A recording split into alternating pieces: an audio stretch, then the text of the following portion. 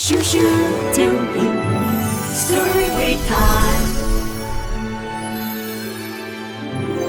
Once upon a time, in a cozy cottage at the edge of a lush green forest, lived a sweet little girl.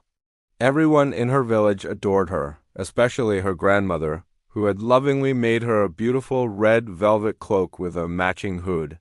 The girl wore it everywhere she went, and soon everyone started calling her Little Red Riding Hood. One sunny morning, her mother handed her a basket filled with fresh cake and a bottle of herbal drink. She said, "Your grandmother is feeling unwell. Take this basket to her, but be very careful.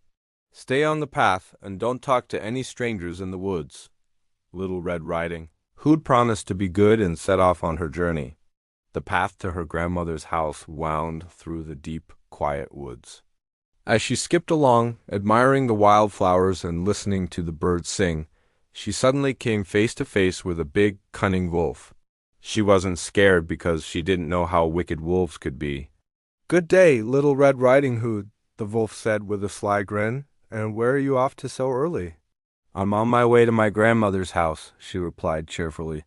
"She's not feeling well, so I'm bringing her some cake and herbal drink to help her feel better." The wolf's eyes gleamed. "And where does your grandmother live?" he asked, trying to sound friendly. "Just a little further into the woods," she explained, "under the 3 large oak trees. Her house is the one with the hazel bush." The wolf thought to himself, what a tender young creature. What a good plump mouthful she would be. He hatched a wicked plan. He walked beside her for a bit and then said, "Look at all these beautiful flowers. Why don't you pick a bouquet for your grandmother? It would surely make her smile." Little Red Riding Hood thought that was a wonderful idea. She stepped off the path and began gathering a colorful bunch of flowers. Meanwhile, the wicked wolf raced straight to the grandmother's cottage. He knocked on the door. "Who's there?" called the grandmother. "It's me, Little Red Riding Hood," the wolf said, mimicking the girl's high voice. "I've brought you cake and herbal drink. Just lift the latch, my dear. I'm too weak to get up," the grandmother replied. The wolf lifted the latch, burst into the room, and in one gulp swallowed the poor old woman whole. Then he put on her nightgown and cap, drew the curtains around the bed, and lay down to wait. By now, Little Red Riding Hood had gathered a lovely bouquet. She returned to the path and continued to her grandmother's house. She was surprised to find the door wide open. A strange feeling came over her.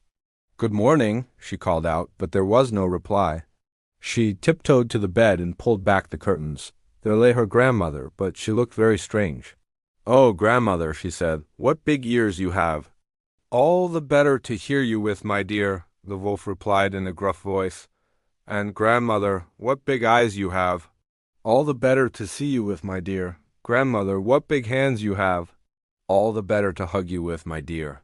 "But grandmother, what a terribly big mouth you have." "All the better to eat you with." And with that, the wolf leaped out of bed and swallowed poor Little Red Riding Hood in one gulp. With his belly full, the wolf climbed back into bed and soon fell fast asleep, snoring loudly. A huntsman passing by heard the loud snores and thought it was strange for the old woman to snore like that. He peeked inside and saw the wolf. He knew just what had happened. Carefully, he took a pair of scissors and snipped open the sleeping wolf's belly.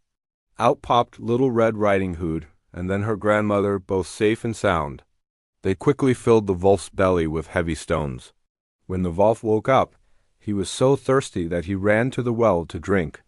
But the stones were so heavy that he lost his balance, fell in, and was never seen again. Little Red Riding Hood, her grandmother, and the huntsman were overjoyed.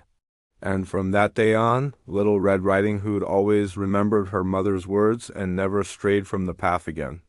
Thanks for watching. Don't forget to like and subscribe for more classic stories.